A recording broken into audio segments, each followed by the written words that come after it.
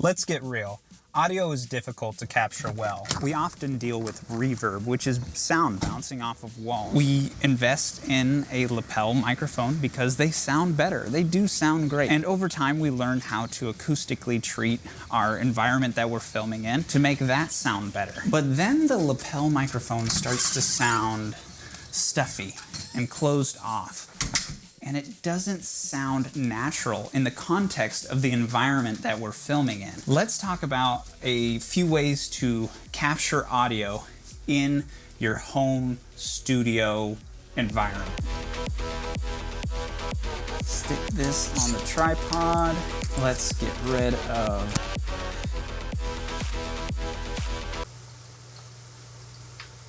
oh, hey. I was editing this video and it got to be about 25 minutes long, so I'm going to go ahead and split it into two.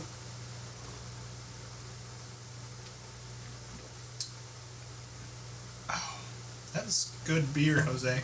The first half is going to be about recording the audio. The second half is going to be about editing the audio. I'll leave links so you can find the other half. Anyway, enjoy the video. The room you record in is where good sound starts. There's no plugin that you can buy that will take the reverb or echo out of your room. Although RTX Voice and Adobe Audition do a really great job. But I would rather, personally, treat a room acoustically once than battle with it in the editing process every time I create a project. Some basic principles of acoustics are flat walls reflect sound waves better whose length matches the width of the wall. Therefore, if you have two walls that are parallel, that are the same width, as sound bounces, they create a mode. Mode is the name of a frequency that resonates in a room. Rooms will have several modes due to vertical and horizontal distances. You can disrupt modes by placing objects in the corners of rooms. These are often called bass tracks. They are an excellent starting point. As you can see, I put a bookshelf in the corner of my room. Go ahead and place something in the corners of your room and then clap and listen to how the room sounds. If you feel like you need more acoustic treatment, then go ahead and place things on the walls and or ceiling and see how that sounds. Disrupting and diffusing sound is different than absorbing sound. Absorbing sound is much more expensive. This is diffusing sound.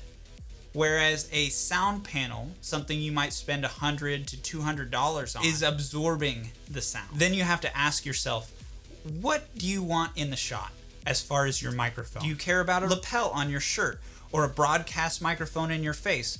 Would you prefer a dynamic or condenser microphone? I personally love using my shotgun. It's a Rode NTG2. It sounds great. It's a little bit bassy, but I can EQ that in post-processing.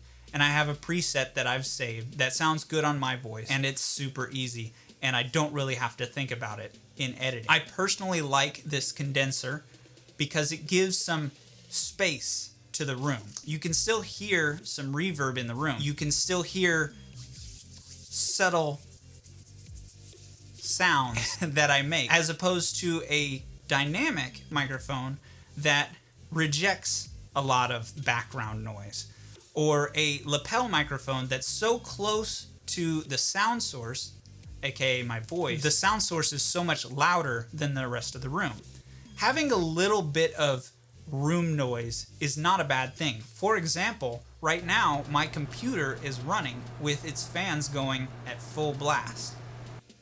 Does it bother you? Maybe it does. Or maybe you didn't even notice until I said so. I personally like to use a shock mount on whatever microphone that I'm using.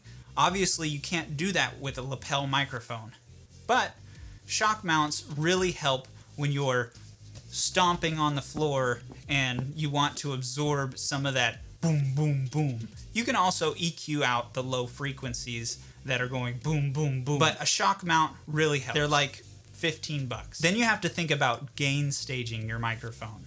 I talked about this in a previous video, but what it comes down to is you need to set your mic levels so that your voice, no matter how loud or excited you get, you never peak out the microphone. It sounds better that way. You can always bring it up in post. Now, bringing it up in editing will bring up your noise level, so you want a good preamp which I don't have. I have a PreSonus audio interface. It sounds noisy. There's nothing I can do about it unless I spend some more money. Buy a good preamp for your microphone. Whatever microphone you choose, whether it's an SM7B or a shotgun or a condenser or even a lapel. These are about $150. These Tascam DR10Ls, and I love these things. I use them for the majority of my recording until I got this shotgun microphone. You look at any of my previous videos, you'll hear this, and this sounds great. It's about a 24-bit recording. It's pretty high quality, good enough for YouTube.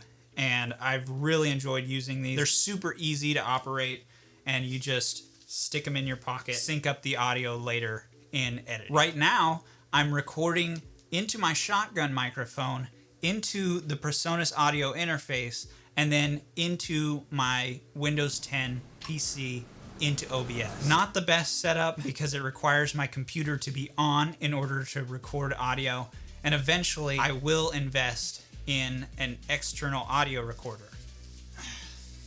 Kind of like this one. The reason I don't use this one is because it requires AA's and I always forget to buy AA's. This one sounds okay.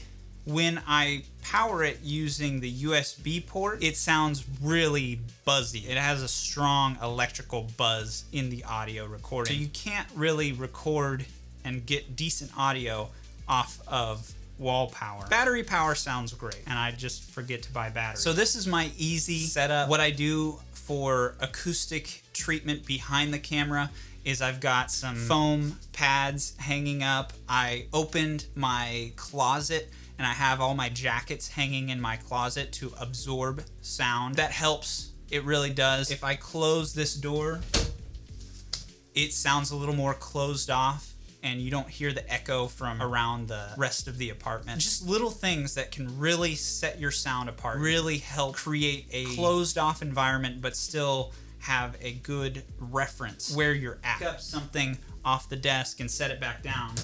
The microphone can still pick up that sound, and it doesn't sound too closed off. Not that a lapel would close off that sound so much, but it does sound a little bit stuffy, a little bit bassy, because it's right next to your throat, so it sounds a little whoa, whoa, whoa, and that doesn't sound that great. Whereas this, I have it pointed at me, and it sounds pretty natural. Now, that's a $400 microphone, so I'm not saying you have to buy a $400 microphone. I'm just trying to explain how acoustics work so that you can better use the equipment that you already have. If you want to take your lapel microphone and hang it just outside a frame, you know, then you can do that, and you can record that way. And by taking the microphone and just bringing it just away from you, you can actually create a shotgun-like sound. You can actually angle your microphone towards your mouth if you bend the cable in such a way where it would angle. You can do a whole lot of things to improve your sound and make it sound the way you want. Make it sound natural. Oh, and also, if you're gonna get up close and personal with a microphone, don't eat or drink things that'll cause you to be mucusy. Water's even not that great. So before you get started, you wanna suck all the juices out of your mouth so you don't smacking your lips the whole time you're doing a tutorial, especially if you get real close to a microphone that gets in people's ears and it don't sound good. I hope this helped you. Leave in the comments any suggestions that you have for your audio. Oh, hey, you're back. Hope that helped you. I'll leave links so you can find the other half of the video. Cheers.